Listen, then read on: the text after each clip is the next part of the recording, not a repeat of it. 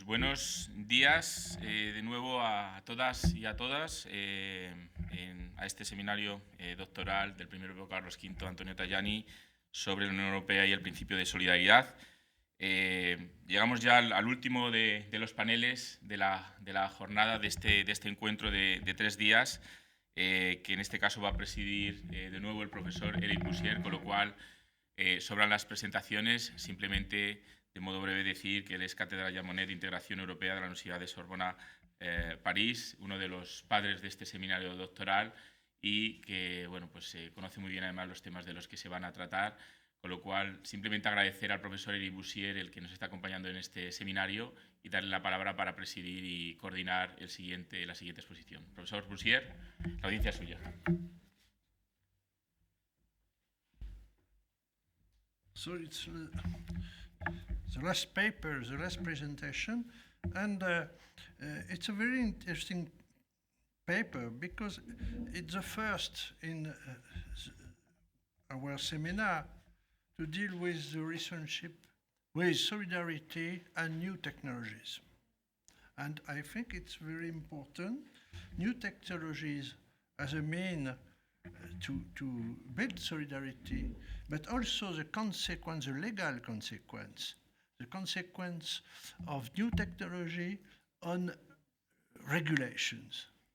So it's a very fundamental point, and it's the first time we speak about this.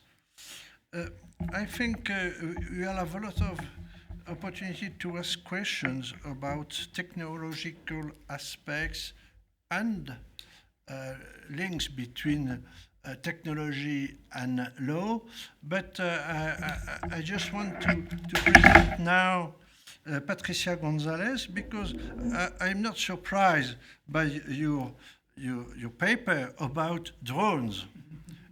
As I explained, it seems to be a very specific subject, but it's very large. It offers us a very large perspective on important aspects. And I am not surprised when I read your CV, because you had a degree in business administration with a sensibility to economics from one side, but you are also preparing a thesis in law, and you are interested in a specific subject as European and competition law, aeronautic law. That's very important, and I think we will have the opportunity to discuss all this after your presentation. So you have the floor.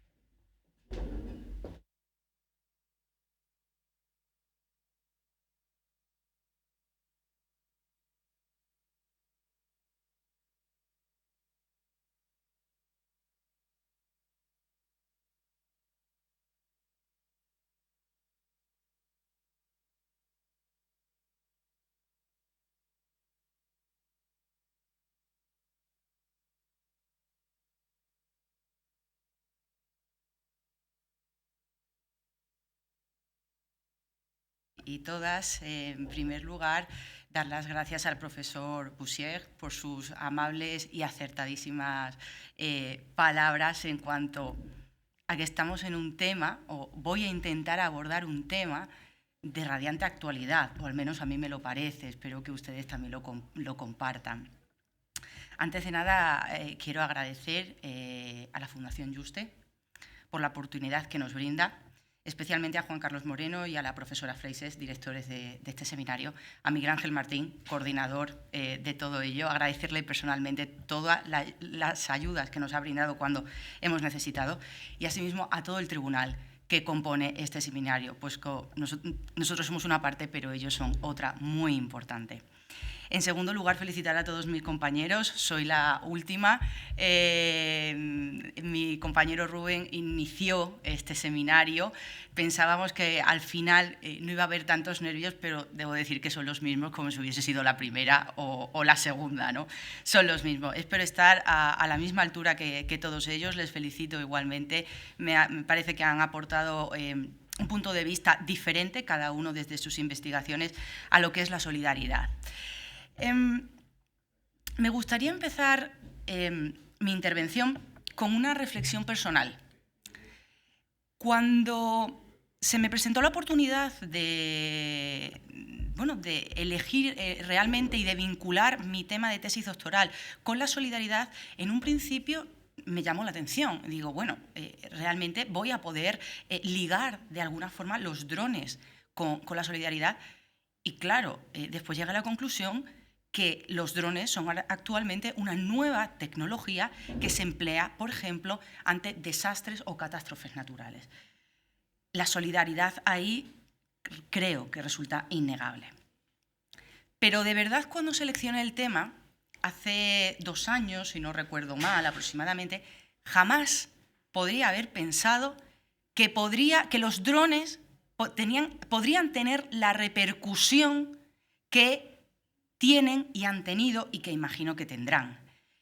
La COVID-19, imposible no nombrarla en mi paper, ha supuesto un antes y un después.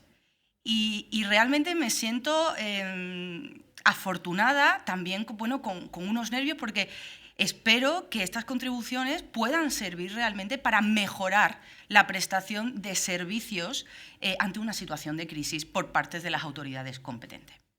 Bueno, sin más dilación, quiero comenzar. Sí, aquí tenemos el PowerPoint.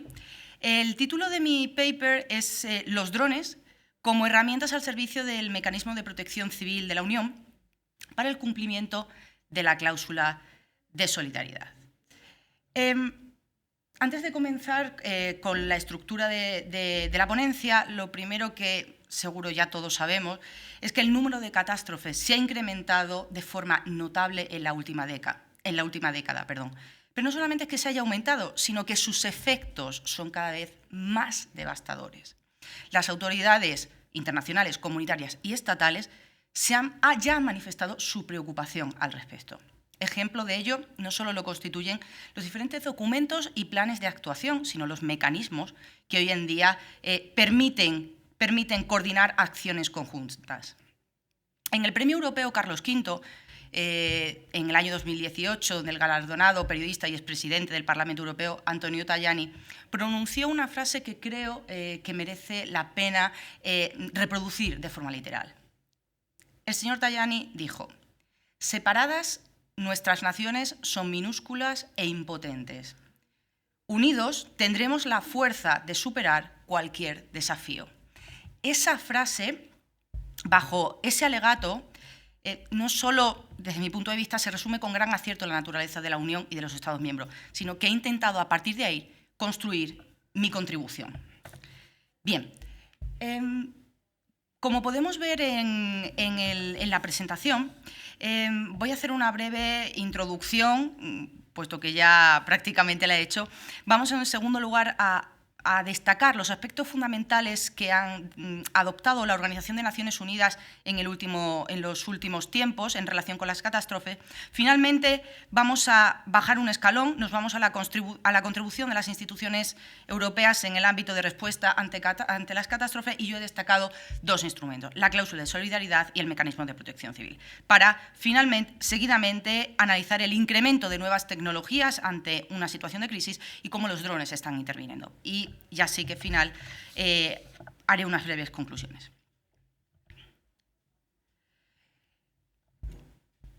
Parece duro que yo comience mi ponencia con estas imágenes, pero es que estas imágenes son las que abren los noticieros prácticamente a diario.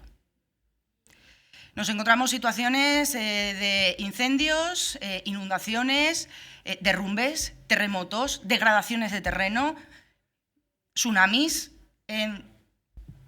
Todas estas y cada una de las situaciones no solo provocan importantes daños, que ahora haré mención a los mismos, sino que origina que las administraciones públicas y así los estados tienen que tomar medidas. ¿Medidas de qué tipo? ¿Solamente cuando ocurre el desastre? ¿O nos tenemos que centrar realmente en prevenir ese tipo de situaciones?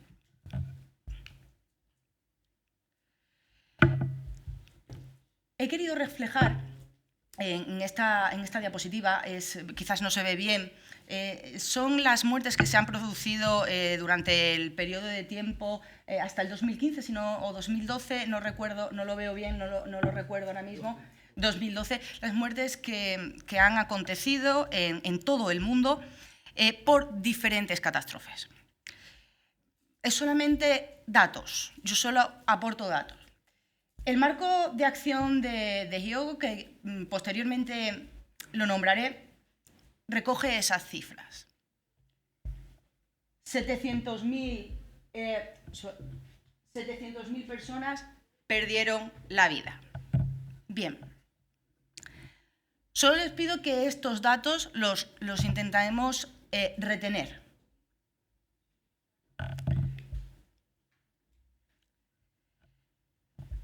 Como ya he dicho, el incesante crecimiento de las catástrofes no cesa. Y la Unión Europea ya ha puesto de manifiesto que es todo lo contrario.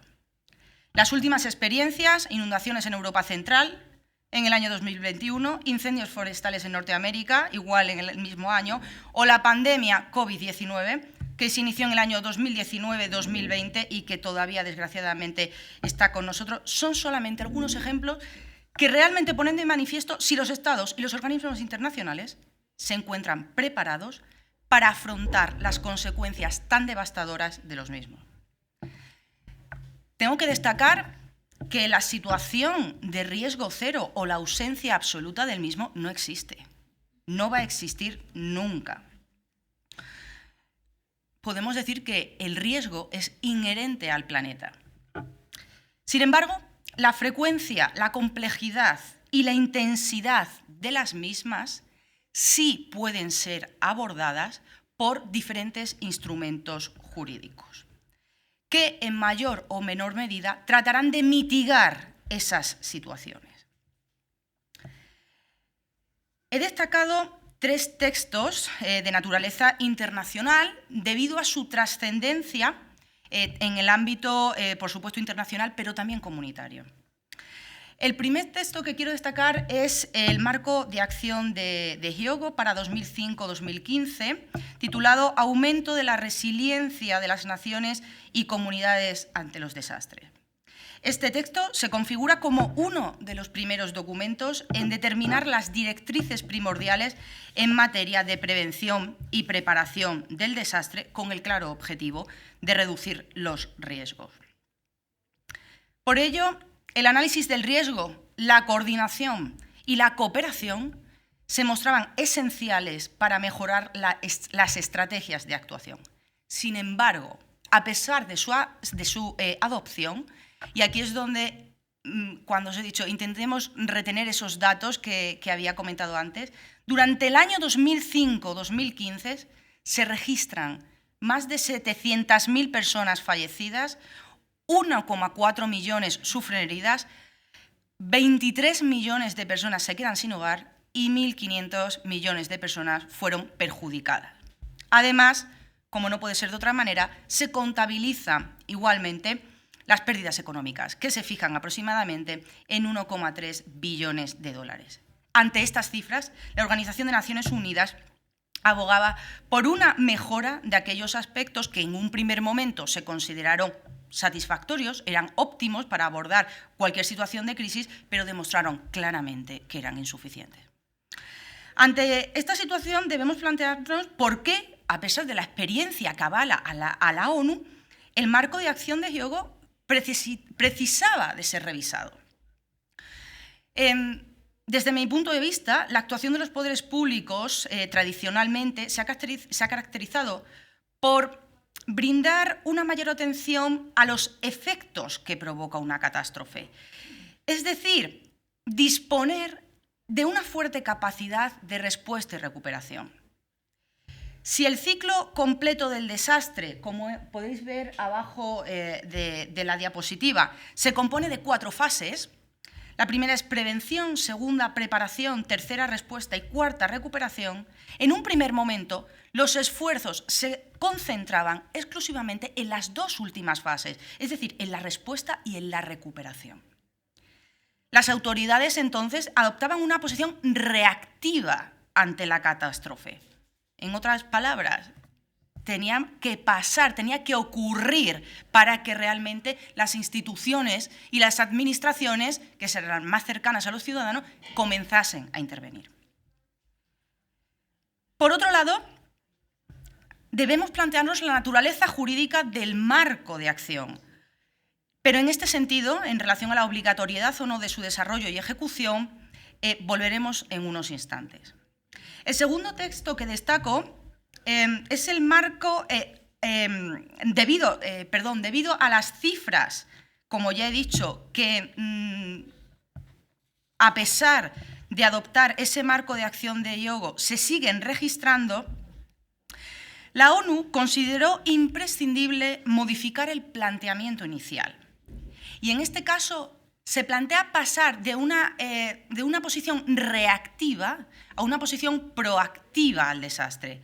Por ello, todas las fases del desastre deberían abordarse de forma holística, identificando las necesidades que cada fase precisaba, por supuesto.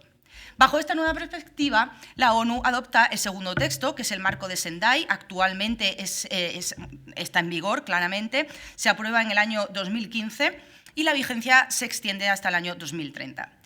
La experiencia anterior no solo puso de manifiesto la necesidad de que planes internacionales debían comprender mejor el riesgo de desastre, sino que había que fortalecer las políticas públicas y fomentar la cooperación internacional. Asimismo, y leo textualmente, era urgente, la ONU calificó de urgente y fundamental prever el riesgo de desastre, planificar medidas y reducirlo para proteger de una manera más eficaz a las personas, a las comunidades, a los países, sus medios de subsistencia, salud, patrimonio cultural y activos socioeconómicos y ecosistemas, reforzando así su resiliencia. La planificación del riesgo comienza, como ya he dicho, a percibirse como una necesidad inaplazable, cuyo análisis y desarrollo precisa de importantes inversiones de naturaleza pública.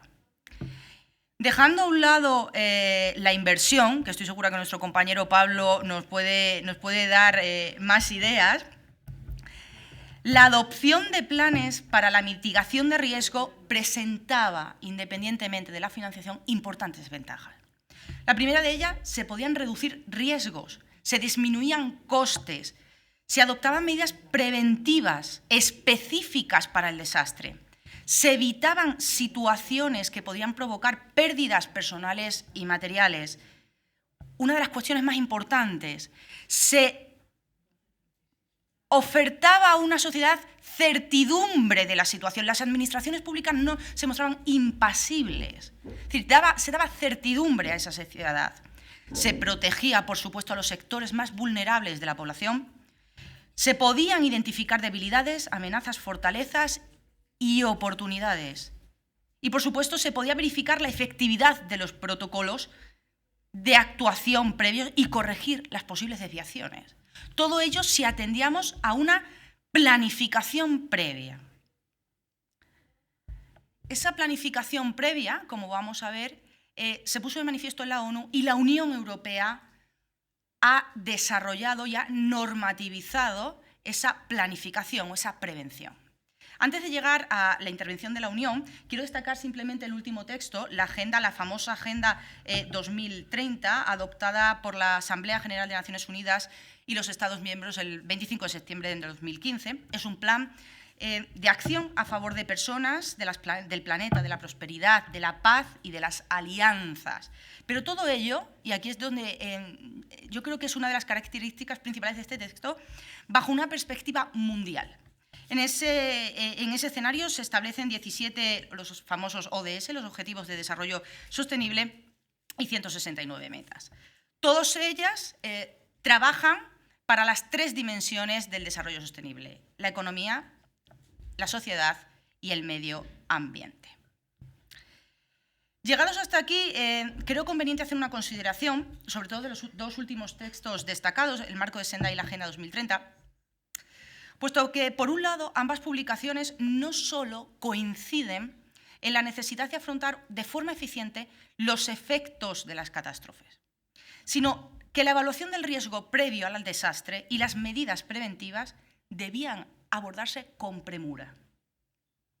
Por otro lado, ambos planes debían ser acogidos e implementados por todos los países y las partes interesadas, por supuesto, actuando bajo alianzas de colaboración y cooperación.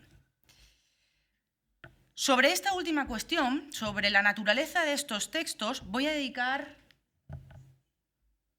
la presentación siguiente, que podéis ver ya en pantalla. Estos nuevos textos abordan la importancia, como ya he dicho, de los desastres y de las medidas que se tienen que adoptar. No solo, prueba de ello, no solo tenemos planes de actuación, tenemos también normativas y mecanismos. De esta forma se pone de manifiesto que la cooperación multinivel resulta imprescindible. La cooperación es cierto que queda manifestada en todas y cada una de las publicaciones, al menos de una forma teórica. Comparto con Fernández Liesa que la existencia de textos internacionales sobre desastres ha permitido configurar los diferentes principios y normas generales de actuación que imperan en el derecho internacional y en el derecho de los Estados miembros ante una situación de crisis. Pero asimismo comparto con el autor que existe tal cantidad de textos que abordan los desastres o las situaciones de crisis que provocan, en un primer momento, una tarea compleja para identificar realmente cuáles son los textos que tienen una aplicación al caso concreto. La inseguridad jurídica, desde mi punto de vista, está muy presente. Además, no solamente ese volumen, sino que estos textos tienen un valor jurídico desigual. Es decir, no todos resultan jurídicamente vinculantes. Por tanto, no solamente nos encontramos con una insuficiencia de normas generales sobre desastres naturales o de origen humano, sino que hay un abundante número de textos sectoriales. Sectoriales cuya efectividad jurídica se cuestiona. No puedo negar, lógicamente, que en el ámbito internacional se siguen adoptando textos vinculantes, como el Acuerdo de París, ¿vale?, recientemente. Pero es cierto que estos textos que he destacado cumplen o se identifican, tienen unas características similares, todas ellas dominadas por el conocido soft law o derecho blando. El soft law, comparto con Garrido Gómez o con Sarmiento Ramírez Escudero, cumple unas características, tiene unas características propiamente dichas.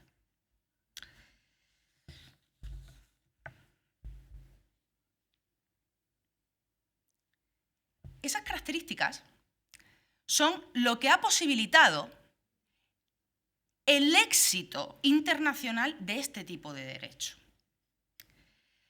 Hablamos de flexibilidad para su proceso de adopción, exclusión de las tradicionales fuentes del derecho, hay una cierta huida a la rigidez normativa, impera una cooperación internacional, hay un mayor régimen de voluntariedad, puesto que tenemos que recordar que el soft law se basa en la voluntariedad entre los agentes que intervienen, la celeridad en su adopción y desarrollo. El soft law da mayor prioridad a aspectos genéricos y no excesivamente técnicos, se deja para la normativa vinculante. Se adoptan acuerdos con asuntos de actualidad en un contexto mundial. hay una ausencia de un régimen sancionador. No hay régimen disciplinario de ningún tipo. Y estos son solo algunos de los rasgos esenciales que justifican el éxito de estos textos. Pero yo lanzo una pregunta. ¿Debe emplearse el soft law para establecer planes de actuación tan importantes como abordar situaciones de crisis que debe de alguna u otra forma ser acometido por los estados de una manera homogénea? ¿O deberíamos caminar juntos hacia normas más específicas y que de alguna otra forma pudiesen vincular a los estados?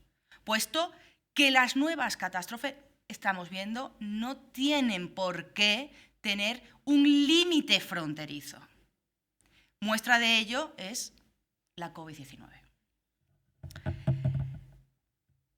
Los autores que he citado también destacan unas desventajas que tiene el propio soft law derecho blando.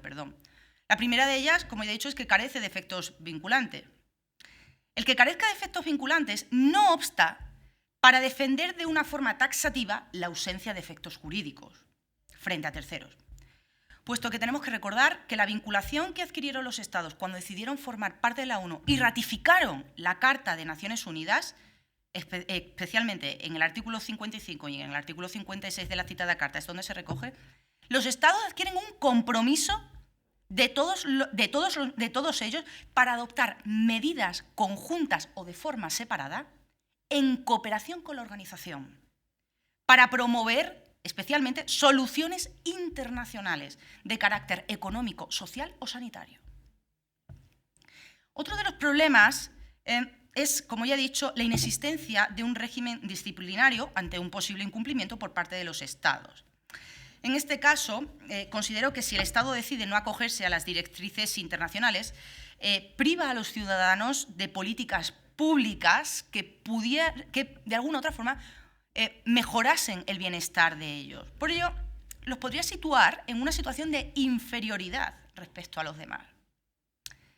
En tercer lugar, y con esto termino en cuanto a los problemas o las desventajas que plantea este tipo de derecho, es el excesivo número, como ya he dicho, de textos internacionales referidos a la gestión de riesgos o catástrofes, así como de normas nacionales que regulen esta materia.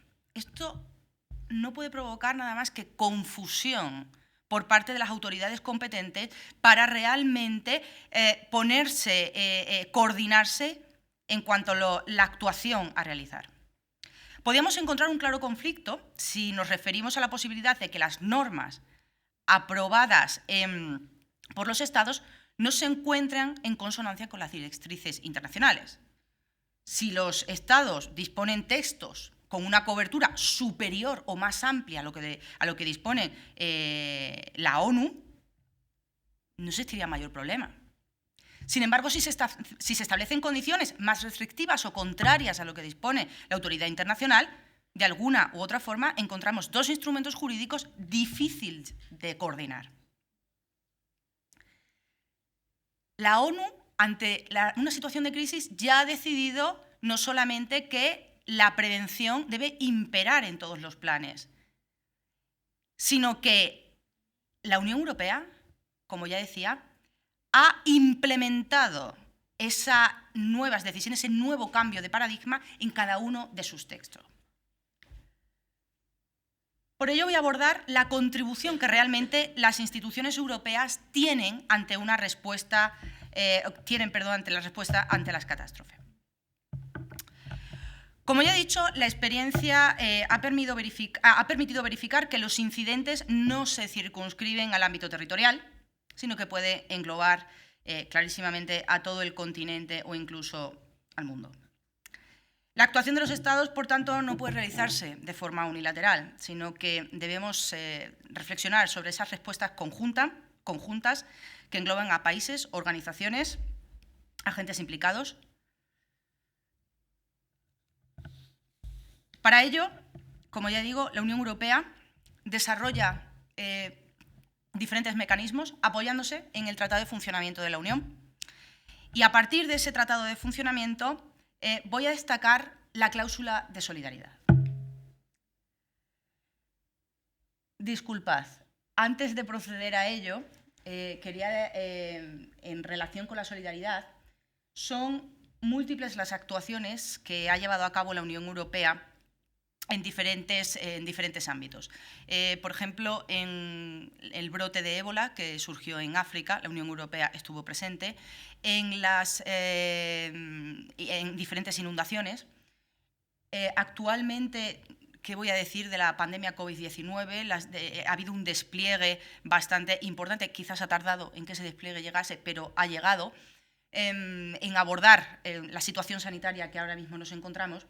Y finalmente nos encontramos actualmente en España con un volcán en erupción, el volcán de La Palma, donde es cierto que la Unión Europea, por supuesto España no ha solicitado, o al menos que yo sepa y me equivoque al respecto, no ha activado ningún tipo de cláusula ni ha solicitado el mecanismo de protección civil, pero bueno, es una situación en la que si la Unión Europea debe intervenir, podrá hacerlo sin ningún tipo de problema. ¿Por qué puede hacerlo? Porque este tipo de situaciones se contemplan dentro del Tratado de Funcionamiento de la Unión.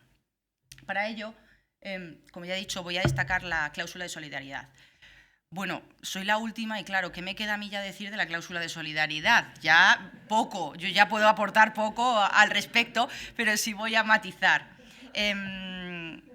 Bueno, quiero destacar las palabras de Robert Schuman, porque las encuentro verdaderamente oportunas para este caso, ¿no? La paz mundial no puede salvaguardarse sin unos esfuerzos creadores equiparables a los peligros que la amenazan. Y bueno, la famosa frase que todos conocemos, Europa no se hará de una vez ni en una obra de conjunto, se hará gracias a realizaciones concretas, y creo que en este caso estoy en una realización concreta, en un punto concreto, que creen, en primer lugar, una solidaridad de hecho. Como ya he dicho, innumerables actuaciones de naturaleza europea han tenido lugar bajo el principio de solidaridad. No me quiero detener en exceso, pero sí, bueno, destacar que el artículo 222 del Tratado recoge esa cláusula de solidaridad que permite que la Unión y los Estados miembros actúen de manera conjunta y solidaria ante qué supuestos. Destaco dos de ellos, pues son los que se contemplan, ante un supuesto de ataque terrorista que pudiese perpetrarse en un país, o ante una catástrofe ya sea de origen natural o de origen humano. Ante esa situación, la Unión movilizará todos los instrumentos de los que disponga, instrumentos civiles y militares, ¿vale? Y ahí quiero apuntarlo, civiles y militares.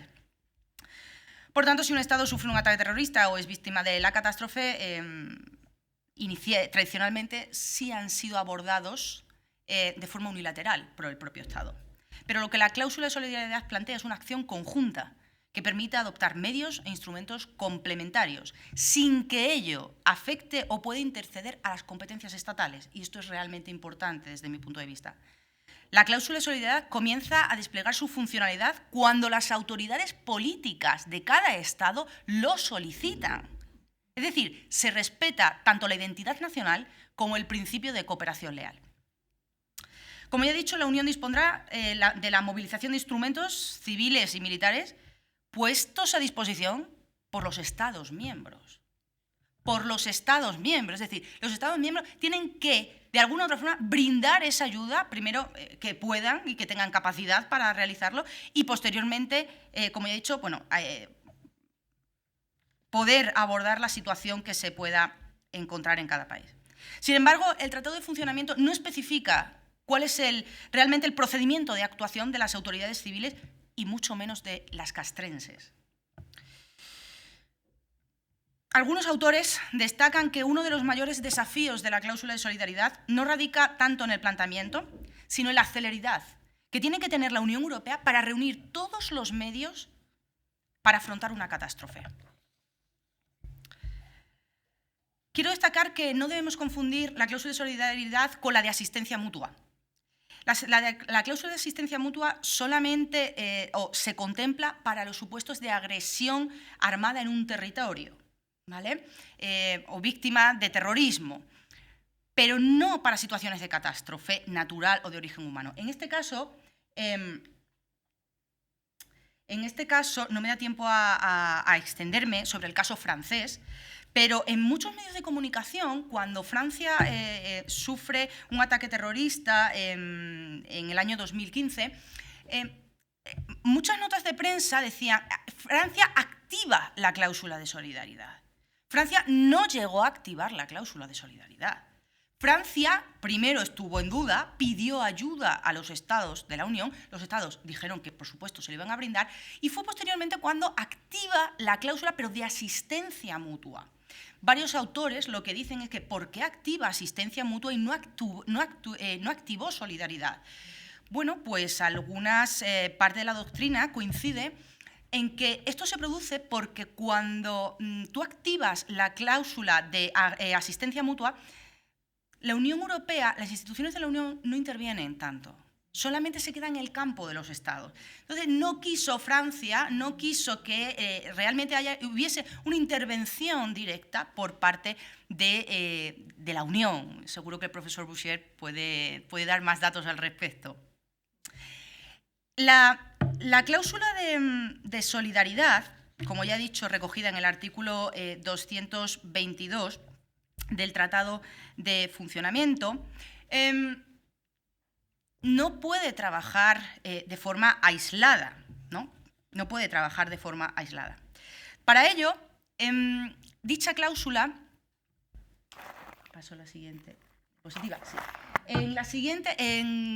Dicha cláusula, diferentes textos y comunicaciones de la Unión Europea, de hecho lo ponen de manifiesto, concretamente la decisión de 24 de junio del 2014 relativas a las modalidades de aplicación dentro de la Unión de la cláusula de solidaridad, desde cómo se aplica esa cláusula de solidaridad, recuerda que al servicio de la cláusula de solidaridad encontramos tres instrumentos. La estrategia de seguridad interior de la Unión Europea, las estructuras que se crean en el marco de la política común de seguridad y defensa, y el mecanismo de protección civil de la Unión. Y es en ese mecanismo de protección civil donde me voy a centrar actualmente. El mecanismo de protección civil de la Unión es sucesor del mecanismo comunitario de protección civil. Se encuentra en vigor desde el año 2013, el primigenio nació en el año 2001, y se crea con el firme objetivo de reforzar la cooperación entre la Unión y los Estados miembros. Asimismo, pensar en facilitar además la coordinación en materia de protección civil. Antes de avanzar, quiero hacer un breve apunte de qué es la protección civil, por qué hablo de la protección civil. La gran mayoría de las actuaciones que se llevan a cabo ante una situación de catástrofe se encuadran dentro de la protección civil. Estoy hablando de emergencias sanitarias, lucha y salvamento, incendios, es decir, todo se encuadra en la protección civil. Esa protección civil se encuentra en esta competencia, se encuentra en el Tratado de Funcionamiento, en el artículo 6 y en el artículo 196.1 del Tratado del TFUE. Por tiempo no voy a reproducirlo, pero sí tenemos en cuenta que dicha competencia resulta ser de naturaleza compartida. Es decir, primero va a intervenir el Estado víctima de la situación. Pero no debemos olvidar que la Unión Europea, y así lo dispone el TFUE, solamente va a intervenir o debe intervenir en cuanto a protección civil se refiere para apoyar, coordinar o complementar la acción de los Estados. Solo para eso. Es decir, la protección civil es una competencia de los Estados en un primer momento y solo cuando el Estado se encuentra desbordado es cuando la Unión Europea puede intervenir. Una de las características del mecanismo de protección civil es que no solo se circunscribe a los Estados miembros de la Unión, sino que engloba también a aquellos Estados que se encuentran fuera de la Unión y que lo puedan solicitar. Destacar que el mecanismo se ha activado en 420 ocasiones, tanto por países miembros de la Unión como por otros que no lo son. Numerosas catástrofes acontecidas, podemos destacar los incendios forestales de Suecia en el 2018, en Bolivia en el 2019 o Grecia en el 2019, el ciclón tropical de Idai en Mozambique en el año 2019, el terremoto de Albania también en el año 2019. Pero además merece especial atención que durante el año 2020 dicho mecanismo se activó en 102 ocasiones, de las cuales 85 estaban directamente vinculadas con la emergencia sanitaria de COVID-19. No cabe duda que el éxito que se reconoce a dicho mecanismo es producto de la trayectoria legislativa y, claro, hay que decirlo, la Unión Europea ha escuchado realmente a las demandas de los diferentes estados y agentes que intervienen en cada una de las situaciones de catástrofe.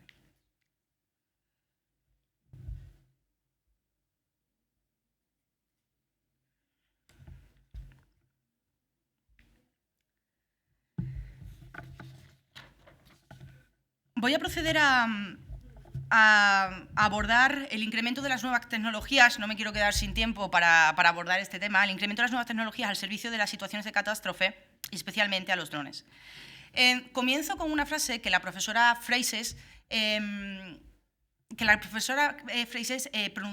ha pronunciado en este seminario. Ha dicho que pensar en la Europa del pasado y el presente es correcto, claramente, pero también en el futuro, en la Europa del futuro. Y yo, por supuesto, que aprendo de la Europa del pasado, pero me encuentro en un presente y hay que dar soluciones a un futuro que está aquí, es decir, que hay que abordarlo con cierta celeridad. En este sentido, como ya he dicho, las instituciones de la Unión y de los Estados miembros no cesan en mejorar la capacidad de respuesta ante una situación de catástrofe. Ello ha permitido mejorar la coordinación de todos los agentes implicados y de los medios técnicos implicados. Vuelvo a recalcar el marco de Sendai porque ponía de manifiesto no solamente que había que abordar la planificación de los riesgos, sino que se tiene que actuar con los desafíos presentes y futuros y perfeccionar dichos sistemas.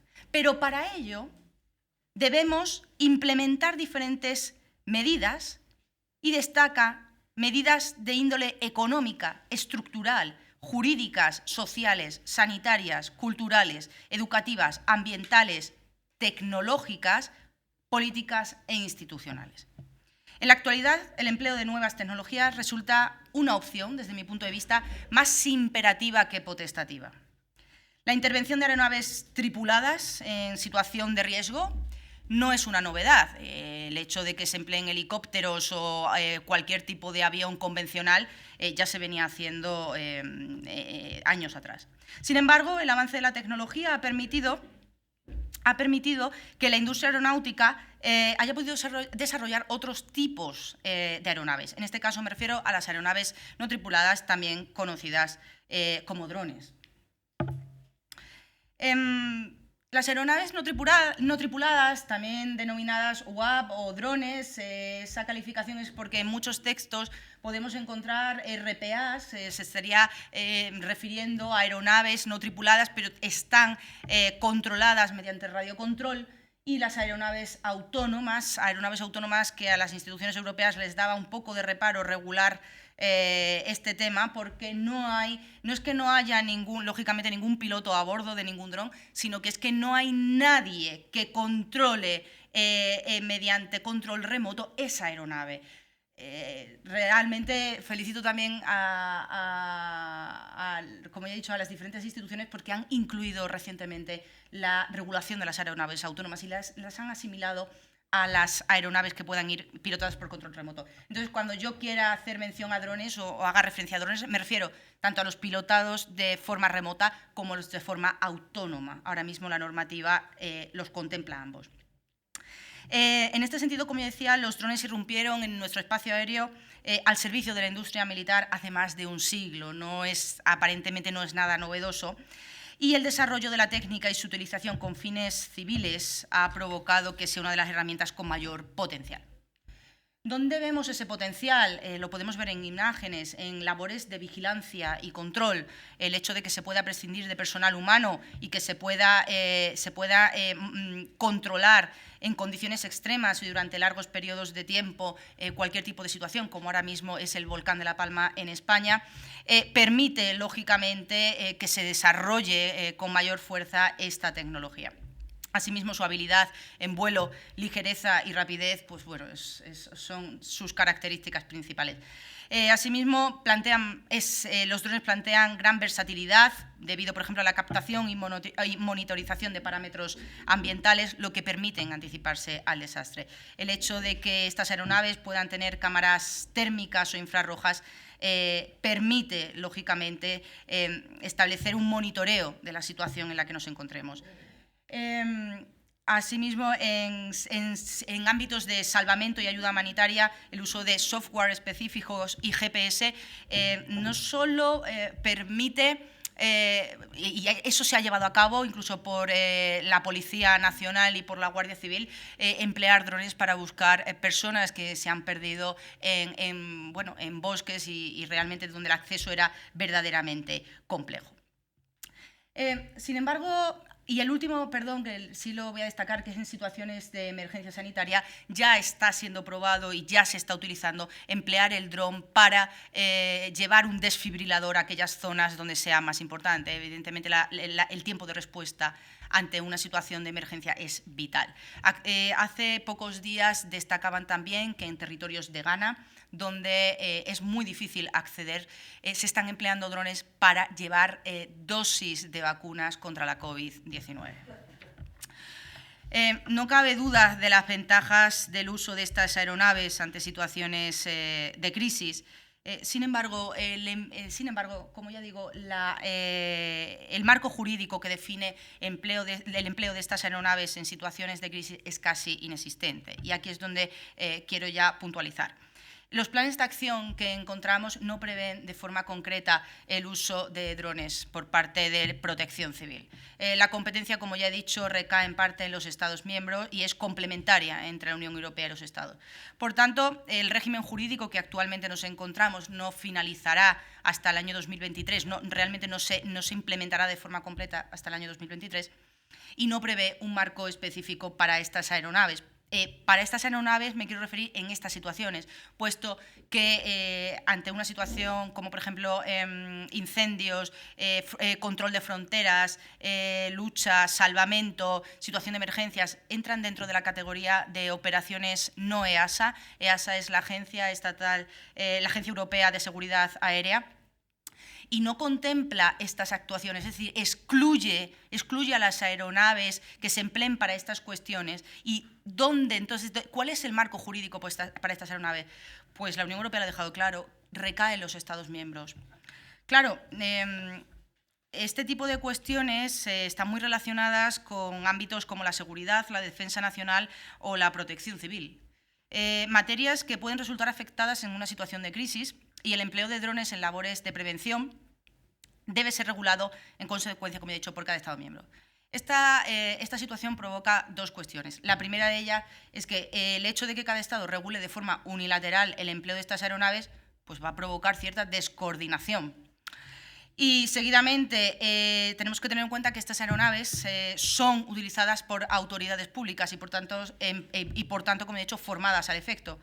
Si dispusiésemos de planes específicos donde estas aeronaves se contemple realmente cómo deben emplearse, por ejemplo, en una situación de cooperación transfronteriza, la operación aérea se ejecuta bajo un verdadero marco jurídico garante del derecho internacional y de los principios de legalidad, seguridad jurídica, responsabilidad e interdicción de la arbitrariedad de los poderes públicos. Finalmente, quiero concluir muy brevemente. Y es que realmente debemos mejorar las políticas públicas en materia de prevención. Asimismo, la coordinación de los Estados miembros actualmente ha sido felicitada porque el centro de emergencias que se encuentra, que realmente nace al amparo del mecanismo de protección civil, trabaja diariamente, todos los días del año, todas las horas del año, lo que comúnmente se conoce 24/7, ¿vale? De esta forma podemos decir que la Unión presta una respuesta flexible, coordinada y no duplicada.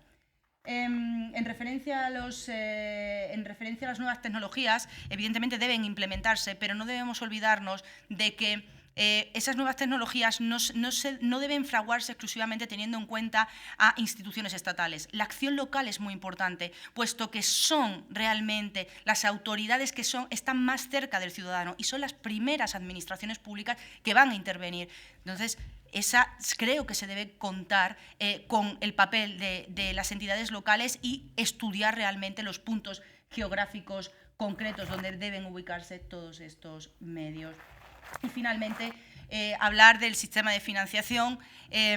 Europa, debido a la crisis provocada por la COVID-19, ya ha puesto de manifiesto que su sistema de financiación era deficitario en cuanto a una situación de crisis y se muestra, puesto que el mecanismo de protección civil de la Unión ha sido modificado debido a estas situaciones de crisis, dotándolo de mayor presupuesto económico. Muchísimas gracias y me encuentro a su disposición para resolver cualquier duda o pregunta.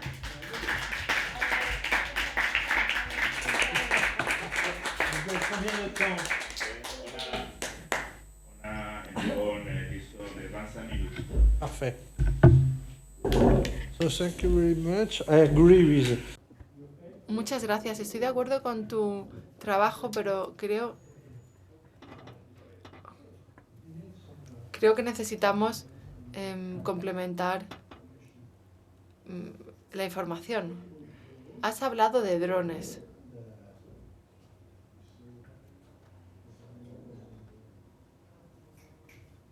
Y hemos visto...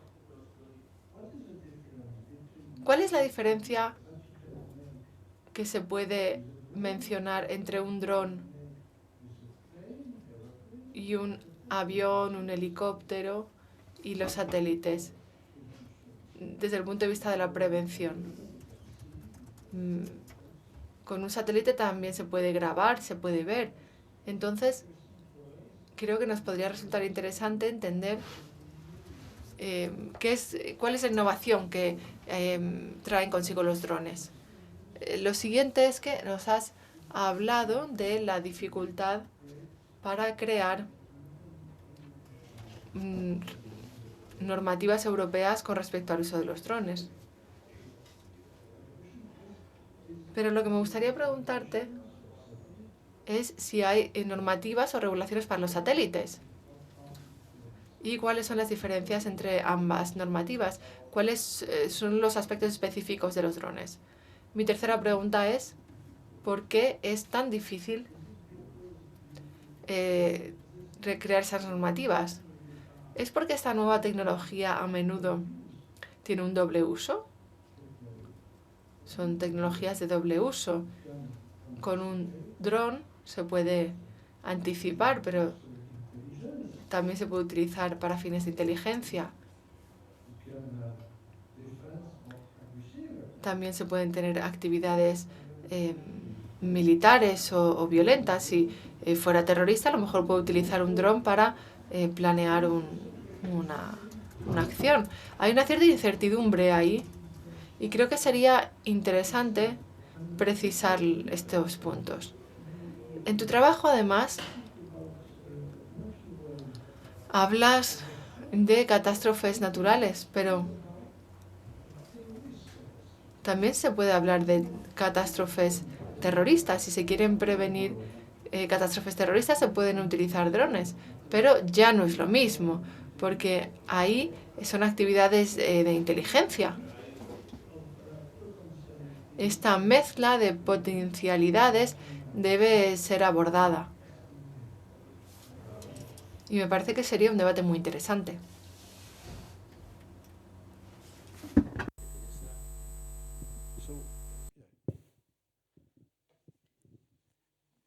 Sí, muchas gracias por la intervención y por el trabajo.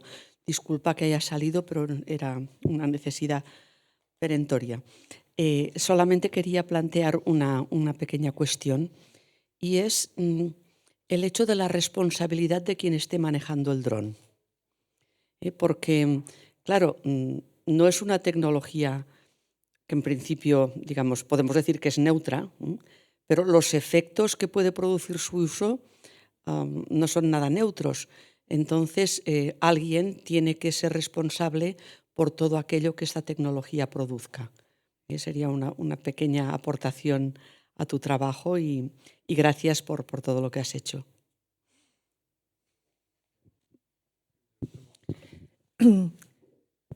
Patricia, muchas felicidades por tu trabajo y por alumbrarnos aquí un espacio nuevo, ¿no? de los drones, que los estamos viendo todo el tiempo. Y yo pienso que en tu trabajo sería muy interesante y necesario, porque tiene futuro, ¿no? Es un tema de futuro, de actualidad, que hicieses un análisis de cómo, respecto a potenciar, lo has explicado, las nuevas tecnologías y reforzarlas, está enlazado totalmente, claro, con el vector digitalización dentro de los fondos de recuperación europeos, Next Generation EU, y junto al Pacto Verde Europeo, al Green Deal.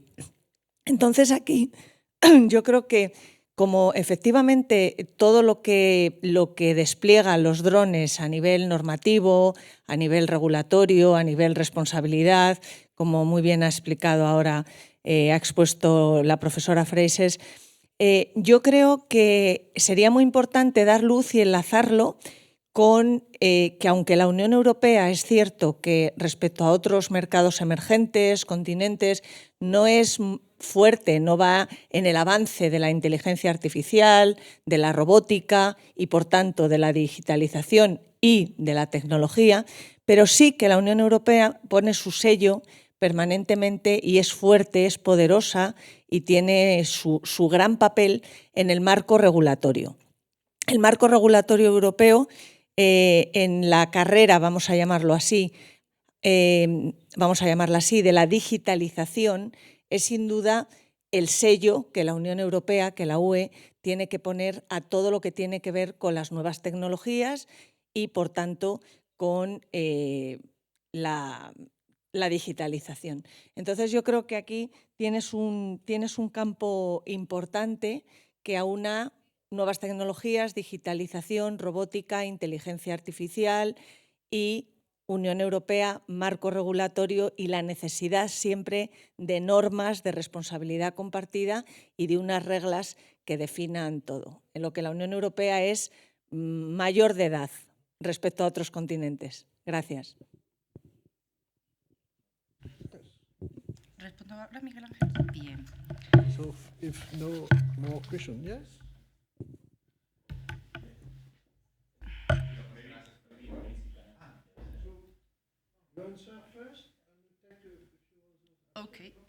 Okay, thank you. Bueno, en primer lugar, agradecer todos vuestros comentarios. La verdad que me siento muy halagada por ellos y muy oportunos, por supuesto, para incluirlos en el estudio y en cualquier otro. Voy a intentar abordar cada una de las preguntas con los conocimientos que tenga, claramente. Voy a comenzar con el profesor Poussier y me preguntaba sobre la diferencia entre el dron, el avión o el helicóptero o el satélite, desde un punto de vista preventivo. Bueno, lo primero que tenemos que tener en cuenta es que el dron no es nuevo. El dron a nosotros nos parece nuevo, pero el dron no es nuevo. El dron es nuevo en cuanto a usos civiles. Pero el dron lleva con nosotros desde hace más de un siglo. Ya en la Segunda Guerra Mundial, el uso de drones ya no es que no se estaba investigando, por supuesto, ¿no? se estaba desarrollando, pero me quiero referir, ya había drones, ya querían ser empleados, ¿vale? Entonces, no es nuevo. Pero, sin embargo, a partir del año 2010 se celebró una feria de nuevas tecnologías en Hannover.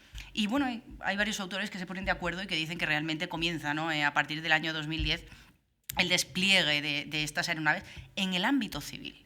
De hecho, mis estudios se basan en el civil, en el uso civil, porque vemos que existe una democratización del uso de estas aeronaves y lo que hemos analizado es, bueno, ¿por qué se produce esto? ¿Qué es lo que pasa? ¿Cuál es el éxito? ¿No? Pero en cuanto a las diferencias, realmente las diferencias vienen, y yo creo que también ahí es uno de los puntos más importantes, la diferencia viene por el uso. Claro. ¿Por qué? El dron desde el punto de vista militar, tiene su regulación militar y yo no entro, es decir, no la abordo. Bueno, sí, sabes algunas cuestiones porque al final el legislador se apoya en el ámbito militar en algunas cuestiones, pero es un uso civil, por tanto ya no puedo establecer ciertas comparativas con, por ejemplo, con un avión. Eso por un lado. Por otro lado, el avión, por supuesto, derecho internacional. La OACI, la Organización de Aviación Civil Internacional, numerosos textos que nos marcan las pautas de actuación, y la agencia EASA, la Agencia Europea de Seguridad Aérea, y AESA, que es la Agencia Estatal de Seguridad Aérea. Ahí existe una cooperación, la verdad, bastante encomiable por cómo trabajan. Pero claro, yo también entiendo cómo trabajan, o creo que lo entiendo, y lo compartí con algunos de mis compañeros. Trabajan bajo un común denominador, y ese común denominador se llama seguridad. Esa seguridad se incrementa a partir del 11S. El 11S marca un antes y un después en muchos aspectos, como hemos podido ver en este seminario, pero en derecho aeronáutico reformula automáticamente todo este tipo de normas. En relación a las diferencias, el avión tiene su marco jurídico, tenemos que saber, no puedo comparar, o para mí, desde mi punto de vista, es incomparable un Boeing 737 con un Phantom, con un dron Phantom de a lo mejor de 100 gramos o de 25, si queremos, es incomparable. La normativa es totalmente distinta, mientras que un dron, y ahí es donde la OACI, los organismos internacionales, es donde pues separan. El dron actualmente no lleva personas dentro, no hay vidas. Que es cierto, y lo apunto aquí también, que ya se pone de manifiesto los aerotaxis, que realmente son drones, no nos olvidemos de ello. Bueno, ahora mismo eso sí que está en una fase muy, desde mi punto de vista, muy inicial. No inicial desde el punto de vista tecnológico, porque ya hay prototipos y que están funcionando, pero sí a nivel normativo. Sí creo que ahí todavía no tenemos casi los drones propiamente dichos, pues si nos vamos a los aerotaxis. Entonces, el avión tiene su propia normativa. Los helicópteros, igualmente, los vuelos están perfectamente regulados y no hay tanta diferencia. Con respecto a los satélites, que me decía, los satélites yo lo encajo dentro del derecho espacial, frente a que lo otro lo encajo en el derecho aeronáutico. ¿Vale? El derecho espacial tiene otra regulación, realmente lo que permite es explorar el espacio exterior a partir de cierta altura, y sí es verdad que ese espacio plantea otros problemas que actualmente se ponen de manifiesto, y es el dominio que tiene cada estado de forma vertical hacia el infinito. Entonces, claro, comparar o diferenciar entre dron, avión, helicóptero y satélite, primero creo que nos tenemos que ir al marco jurídico, realmente de dónde nace cada uno, porque como ya digo, el derecho espacial tiene otra regulación distinta, frente que es cierto que el avión, el helicóptero y el dron sí comparten marco jurídico con sus características, eso está claro, pero sí lo comparten. Sin embargo, el derecho espacial es distinto. Desde un punto de vista preventivo, es decir, este tipo, claro, un satélite, claro, el problema que planteamos es, un satélite, una persona civil, ¿tiene capacidad para mandar un satélite? Bueno, hoy en día ya tampoco me atrevo yo a afirmar taxativamente porque no sé, ¿no? Pero, claro, esto lo quiero comparar con el dron. El dron realmente, ¿cuándo empiezan las autoridades y el legislador a sentarse y a replantearse cuál es la situación que tenemos? Cuando el dron se democratiza. Y cuando el dron empieza a utilizarse desde niños, porque no, por favor, no confundamos entre dron como un juguete al dron. El dron es una aeronave. Y es una aeronave, y como aeronave que es, tiene que cumplir con el marco jurídico de esa aeronave. Cuando encontramos un aparato que se parece a un dron, pero realmente es un juguete, cumple con la directiva de juguetes de la Unión Europea y no es decir, no, es un juguete y además tiene unas limitaciones, ¿vale? Entonces, cuando el dron realmente es utilizado y con características de dron por una gran parte de la población, y no solamente, sino que se convierte en un nicho de mercado, numerosos profesionales, pilotos de drones, se forman a partir de que este dron nace, es cuando las autoridades públicas se preocupan. Y, lógicamente, ¿por qué se preocupan? Por la seguridad. Volvemos a la seguridad. Esto empieza, los drones vuelan en un espacio aéreo. Interfieren otros aspectos de dominio público, como el espectro radioeléctrico. Es un tema, la verdad, que muy amplio, parece que no, pero es un tema muy amplio. Respecto a la dificultad de crear normas en la Unión Europea de drones,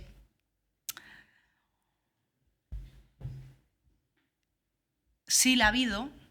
Ha habido muchos problemas. Simplemente contextualizo un poco. Nosotros, de los países miembros de la Unión Europea, cada país tenía su propia regulación. Fue a partir del año 2018 cuando la Unión Europea ya establece un marco para todos. Antes había un marco general, pero solamente para aquellos drones que pesaban más de 150 kilos. Claro, ¿quién tiene un dron más de 150 kilos? Absolutamente, prácticamente nadie. Nadie podía. Eso se reserva para otros ámbitos, sobre todo el ámbito militar. Entonces, claro, la Unión Europea se percata de que la seguridad aérea está en peligro y decide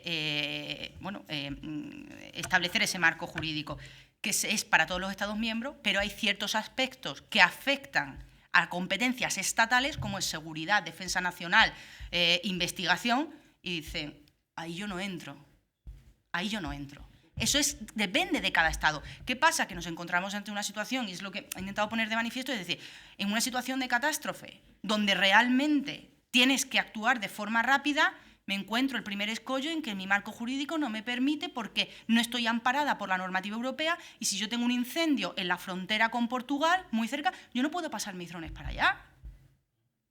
Lógicamente, se ponen de acuerdo las autoridades públicas y trabajan, yo no lo voy a negar, pero el marco es el que es. Y la normativa europea es la que es y los planes de actuación internacionales pues llegan hasta donde llegan y no se meten en las competencias que puedan llegar a tener. Me decías también lo difícil que es crear normas porque consideramos que son de doble uso, efectivamente.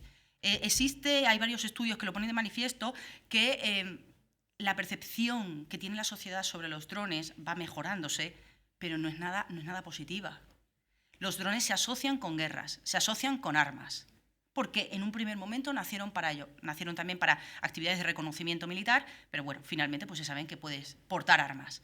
Entonces, se está trabajando en que realmente, ante situaciones de emergencia, como puede ver, situaciones de rescate, la sociedad lo va aceptando.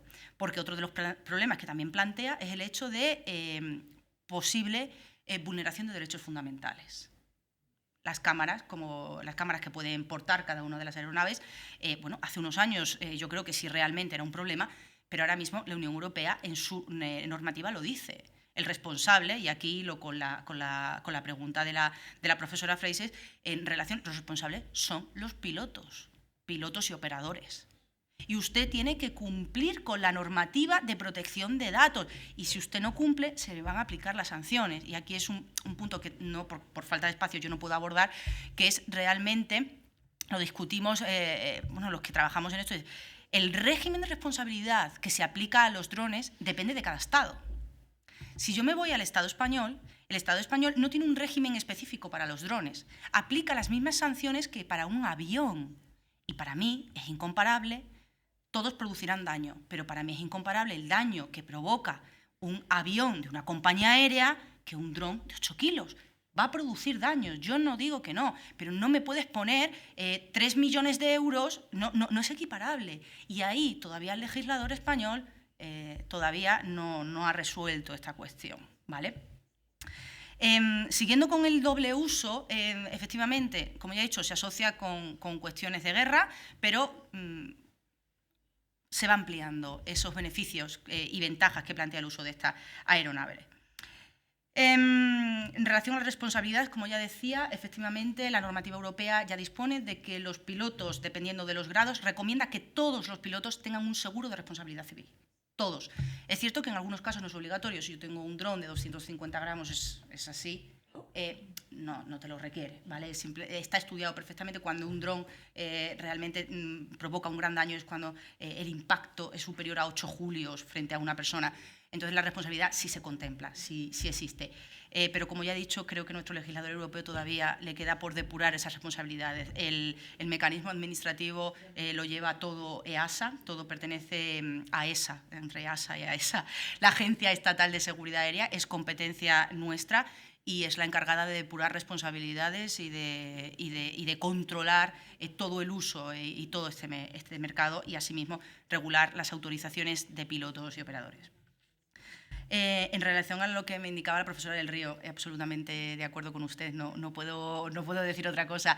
El ámbito de la digitalización, Big Data, por particularizar, inteligencia artificial, drones, ahora mismo Europa sé que está, es innegable el número de comunicaciones que se hacen, libros blancos para potenciar, pero todavía es cierto que normativa vinculante propiamente dicho. Tenemos recientemente la de los drones, como no se va a terminar de implementar hasta el año 2023, puesto que ahí hay unas... se necesita. Es que hablamos desde la Unión Europea, pero quien realmente gestiona gran parte de ello son las administraciones públicas. Y las administraciones públicas, pues todos sabemos que tardan en adaptarse, ¿no? Entonces, por supuesto, desde los fondos europeos, se está haciendo algo desde esos fondos europeos interesantísimo que pudiese ver realmente, y bueno, me comprometo claramente en el marco regulatorio. Así decías también que la Unión Europea pone su sello en el marco regulador, por supuesto. Sí es cierto que la Unión Europea se deja también asesorar por, como no puede ser de otra forma, por autoridades internacionales. De tal forma, crea un mismo marco para todos los Estados miembros de la Unión, pero como ya he dicho, hay algunas competencias que todavía son de los Estados y choca contra lo dispuesto. Sí. Sí, muchísimas gracias por la tua presentación. If I can, some remarks. Pero voy a hacer unos comentarios. A mí me interesa porque se parece a mi investigación y entonces te puedo dar unos trucos. En primer lugar, me alegro de que hayas hecho este abordaje del uso civil de esta tecnología, porque sobre todo se conoce efectivamente por sus usos militares. Siempre se asocia con algo negativo, claro. Y ahora me gustaría destacar, sin embargo, que el espacio está totalmente desregulado, sin ningún tipo de gobierno, excepto el tratado que regula los cuerpos celestes, incluidos la Luna. Es el único que regula que no puedes poner armas en la Luna, pero el resto está totalmente desregulado. Sé que hay un par de propuestas de Rusia y China que han hecho a Naciones Unidas, pero que fueron vetadas por Estados Unidos. Y sobre todo son una amenaza las armas ultrasónicas por su carga normal como nuclear, y ese es el gran reto, porque ni siquiera hay definición jurídica del espacio exterior. Por encima del cielo hay espacio, pero ¿dónde empieza el espacio exterior? Pues no se ha decidido, no hay ningún tratado que diga dónde empieza el espacio en realidad.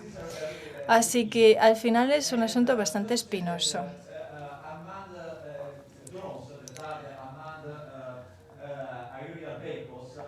Y los drones, vehículos aéreos, creo que en tu artículo deberías incluir también algo sobre otros vehículos no tripulados, autónomos no tripulados, porque hay también sistemas navales, por ejemplo. Estados Unidos ya ha experimentado con, por ejemplo, un submarino no tripulado, así que no son solamente los aéreos.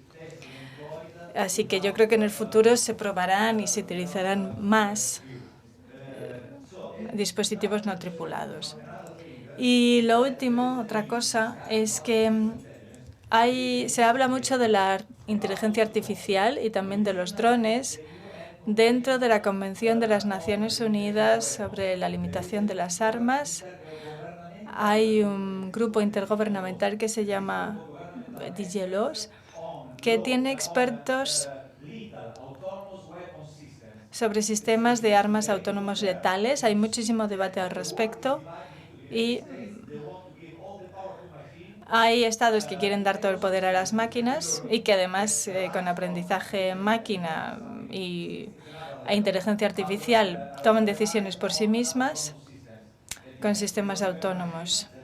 Máquinas que toman decisiones. Es, desde luego, un asunto muy espinoso. Y también, si quieres informarte más al respecto, hay un Este grupo se reúne 2 veces al año en Ginebra.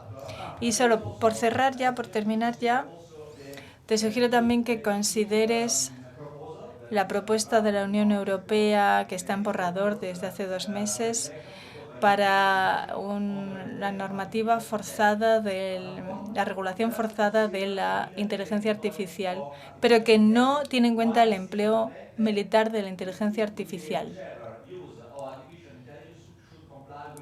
Solamente dice que todo uso de la inteligencia artificial tiene que cumplir con los derechos humanos, pero bueno, obviamente como se utiliza mucho en la guerra, también habría que regularla en ese caso. Y también, ya por acabar, podrías utilizar también la tecnología GIS, la tecnología de información, el sistema de información geográfica mediante satélite, mediante imágenes digitales, que podría encajarte bastante bien con los drones en este caso, para inundaciones, catástrofes, etc. Muchísimas gracias, ha sido muy interesante. One more question? ¿Se permite una pregunta más? Comment. Ok. Marco, muchísimas gracias por las aportaciones. Bueno, a ver, en relación al espacio desregulado, salvo error mío, naturalmente, el espacio sí está regulado. Salvo error mío. La OACI, yo no digo que venga expresamente en tratados, pero la OACI divide el mundo en 9 regiones y de esas 9 regiones divide en 2 cada región, un espacio interior y un espacio exterior. Y eso viene limitado y tiene espacio.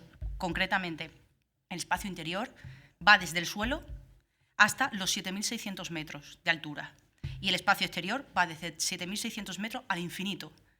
Actualmente, todas las normas, reglamentos europeos y reglamentos y normativa nacional tienen en cuenta este tipo de división. Yo no digo que sea la OACI que lo haya hecho, lógicamente.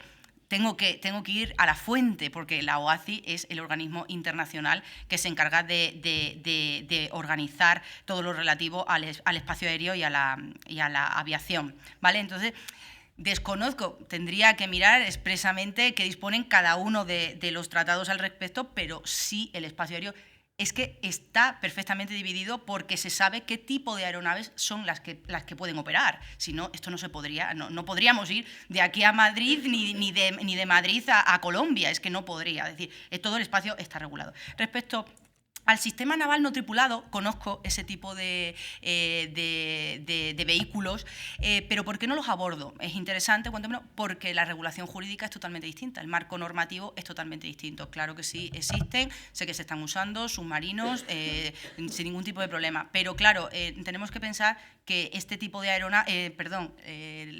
los sistemas navales no tripulados van por agua. Y el marco jurídico es distinto, es decir, sí, podemos hablar de aguas nacionales, aguas internacionales, pero es que aquí nos encontramos con un espacio aéreo, espacios de dominio público, donde tendremos muchísimos problemas. Es decir, es que el espectro radioeléctrico, que no me ha dado tiempo a abordarlo porque es imposible, es que se usa para estas aeronaves. El espectro radioeléctrico es muy limitado, regulado por el derecho administrativo hasta decir basta. Sin embargo, creo que los sistemas navales no tripulados tienen otros problemas. No, en algunas cuestiones se comparte pues que no son tripulados, alguna cuestión más habrá, pero el marco jurídico es totalmente distinto, la normativa es distinta. Muchísimas gracias por comentarme los grupos de la ONU que efectivamente están trabajando sobre la limitación de armas en Ginebra, y sí, es realmente importante tener en cuenta y empezar a debatir sobre la posibilidad de que las máquinas tomen decisiones de forma autónoma. Eso tanto en el punto de vista naval como desde el punto de vista aéreo. Numerosas películas, la verdad, que ilustran esto y parece que, ¿verdad?, que da verdadero miedo. Entonces, creo que Europa, aquí en este aspecto, Europa tiene un papel muy importante, por supuesto coordinado, porque creo que la coordinación y la cooperación es esencial en este aspecto, porque todos, al final, velan por lo mismo, ¿no? Realmente la paz, la protección de derechos y mantener las competencias y la soberanía de cada Estado, ¿no? sin perderlo de vista. Pero la Unión creo que sí, que realmente tiene un papel muy importante, está trabajando en ello, me consta. Conocía la propuesta que ha hecho la Unión Europea en materia de inteligencia artificial. Ahí también hay un campo bastante interesante y que todavía hay que desarrollarlo un poquito más. So thank you very much for this. Muchas gracias por esta sesión tan interesante. Y creo que ya tengo que pasar la palabra a mi compañero antes de cerrar. Muchas gracias.